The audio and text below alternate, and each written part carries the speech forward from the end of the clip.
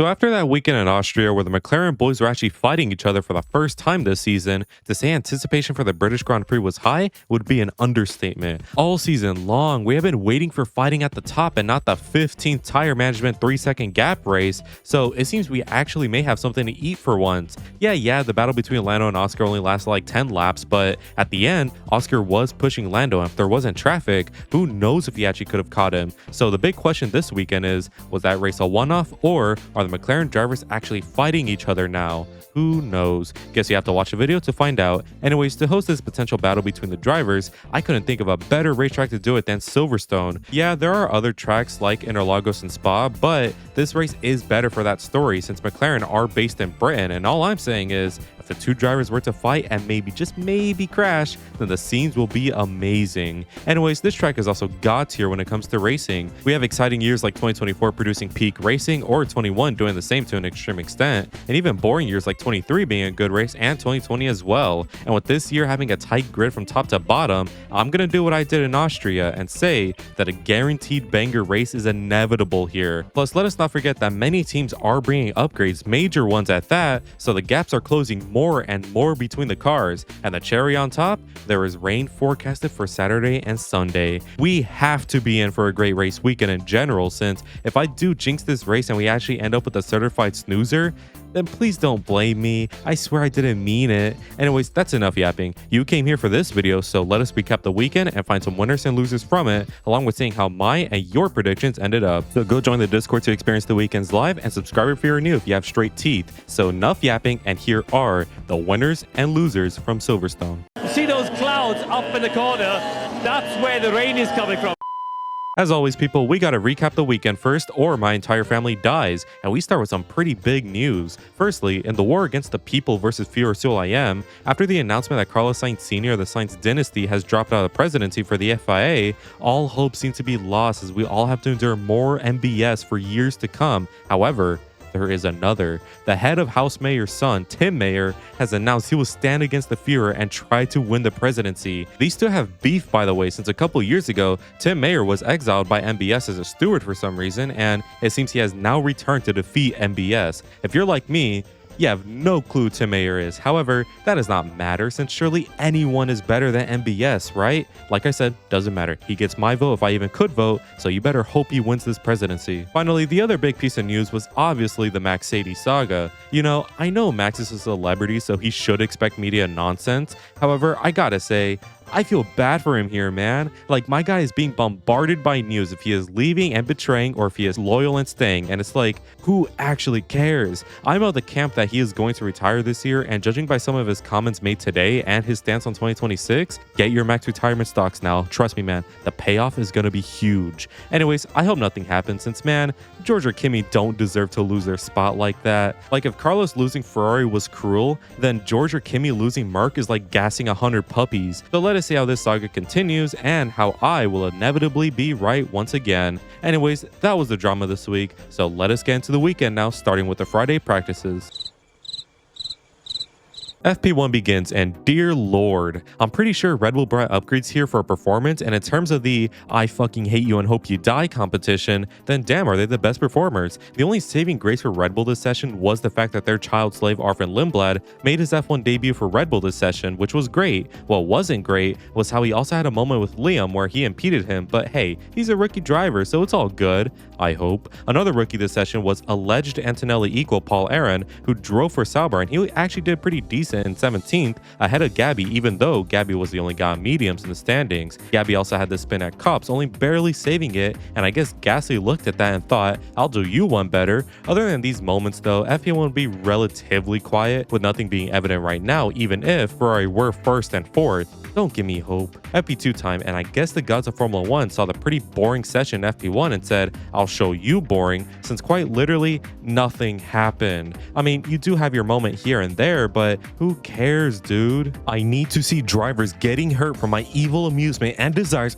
Sorry about that. But yeah, the session was quiet, almost like it was a practice session, but now we at least may have some answers for how the grid looks this week. For example, McLaren brought an upgrade package this week, which should give them some performance, but I did say should. Now, I have no doubt it is helping, but they don't really look all that much faster, which has led to other teams maybe being in for a shot this week, mainly Mercedes and Ferrari, because Lord knows Red Bull ain't winning shit this week. Mercedes, as we know, love the cold, and since they were in depressing ass Silverstone, they naturally look fast here, but most surprising of all, Ferrari looked fast, like really fast. Lewis topped FP1 with Charles in P4, and in FP2, Lewis and Charles were second and third respectively.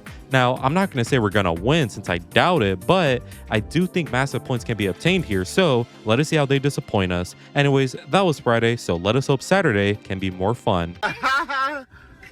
FP3 time, and if you thought those two other sessions were boring, then you're in for a treat. Pain and suffering befell almost every driver this session since you were either spinning and getting damage, or spinning, getting damage, and a 10th place grid penalty. And of course, the 10th place grid penalty went to Ollie because he simply can't get enough of them. Maybe he's trying to accomplish the last to first challenge from the F1 game, but I doubt it'll be easy in that Haas, but never say never, I guess. So another 10th place grid penalty to Behrman, and now we have qualifying where expectantly McLaren should get pole with Ferrari and Merc closely behind. So Q1 begins, and immediately there's a surprise for all of us since we're told that there is a risk of rain.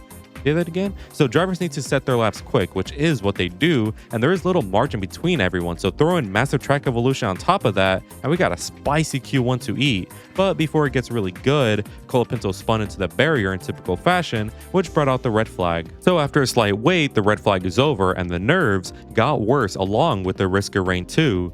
Say that again? The red flag has made track evo through the roof, but the track is sleepy now, so every driver cannot afford any mistakes at all while simultaneously being the best they can be. This goes for the teams as well, and while most were able to be that, of course our favorite team in red had to be the exceptions. After looking fast all week, it seems the only person who can stop Ferrari is Ferrari, since while every car out there has fresh tires and good fuel, our cars are running old softs with only one lap of fuel. Just brilliant. The two cars made it through, but certainly wasn't pretty. Q2 time, and it'd be much calmer with nothing big going on since drivers are starting to hit their max pace, so the session ends with Tsunoda out along with Ocon, Hadjar, and a salty Williams. So Q3 time, and this could be a good one. So the session starts with Pastry absolutely setting the track on fire, while his closest competitor would be Lewis, who also looks really great. It was then followed by Lando in third. If the first runs are anything to go by, the final runs should be something special. So it starts with Lando getting back up to second and Pastry nearly binning it, which opens up an opportunity for Lewis to snatch pole away from him, but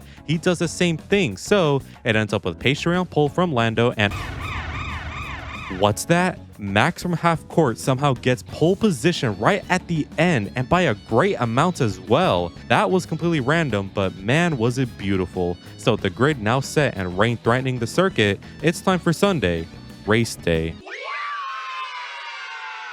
Before lap 1 even begins, it was raining heavily before the race. However, when it was race time, the rain stopped and the track was pretty dry. The problem?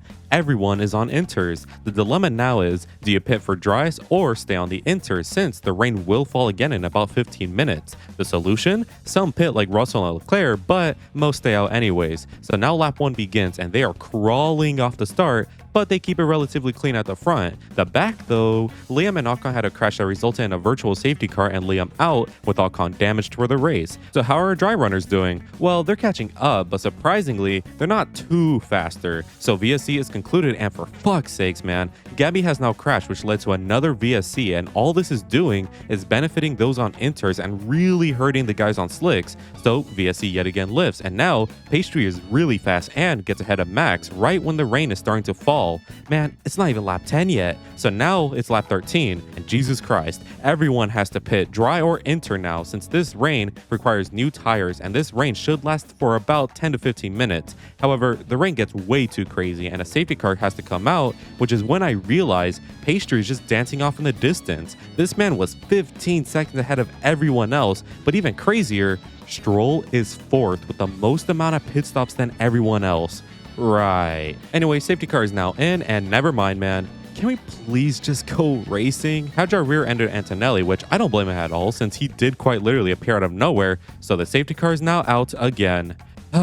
Safety car is now in again, and Pastry braked really hard before he went, which caught Max off guard and a couple of others. And then out of nowhere, because nothing else matters anymore, Max spins off the road and Pastry gets a 10-second time penalty. Dude, Stroll is third. I just have zero words anymore. So the race continues, and now it's dry, and through all of this, Stroll has dropped back, which now means that Nico Hülkenberg, 12 years without a single podium, is third. The problem, however, Lewis Hamilton is chasing him. So the race ends with McLaren 1-2 with Lando winning thanks to Oscar's penalty, but nobody cares. In the fight for third place, it went to Nico Hülkenberg. What a day of Formula One motor racing, man. What a day. Now for the winners and losers, and of course we start with losers first, and I have bummy ass Alpine here. I'm giving up, man. I don't care if they score points next week or win the goddamn title somehow. They're the worst team this year. It's getting frustrating seeing this team be top 10 contenders one race and then bottom 15 contenders and just crash happy in the next. Mind you, it has been 1 week since the last race. Like, I just have no words other than my sympathies for Gasly, since this man does not deserve the car he has. In a perfect world, he leaves that team because even if they are good next year, they still have people like Briatore running the team. So are they winning? Maybe if they fix another race. But yeah, stinky ass Alpine are losers and will likely be losers for weeks to come. So yeah, watch the reverse jinx. Next up is stinky ass Red Bull for being the actual worst team on the grid. So let's get this straight. Max cannot turn the car, so they have to go for the straights with a low downforce car, which does work in quali since he got an amazing pole position. But the race is wet, and this man is driving miserably in a car that is slow and cannot turn, which leads to his spin and all chances over. Then Yuki was freaking nowhere again, and man, why is this team a contender again? Burn it all. Next is Ferrari, with the exception of Lewis. Lewis was great, but everything else wasn't. I don't know how they done it, but the car is somehow horrible to drive in the wet. Like I said, Lewis was able to tame it, but Charles just struggled all race long, man. And even in the weekend as a whole, he was just slow and not good, which sucks for his chances. So a short one, since it's simple. The team struggled except for Lewis. I know my GOAT. Moving on is Williams, since they are stagnating now. They have barely made any progress in the past 5-ish races, and while they have scored points in some of them, they kind of really haven't. This is only made worse when you realize that Aston are making huge progress, along with Racing Bulls and even Sauber now. Williams are maybe starting to bottle a bit, since while they did score points today, they are nowhere near as fast anymore, and these sort of weekends have to be better if they want to be completely safe for P5 in the standings. And finally, I have Haas. Nothing went their way, man. It's kind of comical. Their fast driver in quali had a 10th-place grid penalty, and their fast driver in the race had damage. I mean, what else am I supposed to say? They just had no luck or anything like that. Oh yeah, and the kicker, they both crashed into each other in the race. Now for the winners, and I begin with McLaren. Fast car, good drivers. I mean, what else am I supposed to say here anymore? It's the same story every single week. The car is fast and is the best, and the practices show that the McLaren drivers will likely take the pole and win. Quali shows that they made it hard for themselves, which leads to a narrow pole or no pole at all, and then they run away with the win thanks to a tire wear advantage. I'm not hating, I'm just pointing out how this is practically every single race weekend, but who cares? They're winning and all we can do is cope, so GG's to McLaren. Next is Nico Hülkenberg, who did it finally. Finally, after 12 years of driving in the sport, he has a podium in Formula One with fucking Sauber, mind you. I mean, I'm still speechless. He was the best driver today, man. I don't care. I'm just so happy and relieved for him, man. What a day. Next up, I have Lance Stroll, surprisingly. Say what you want about him, but his wet races are either hilarious stinkers like Brazil or just Senna reincarnate. This week was the latter, since he sucked hard dick in the weekend, but in the race, he did really well. Yeah, he lost at the end, but he still did good regardless, only he was this consistent. Moving on is Gasly, which despite me saying Alpine were losers, Gasly was something else this week. That car looked horrible to drive, but yet he got into Q3 with it and was fighting for points, which is just fantastic.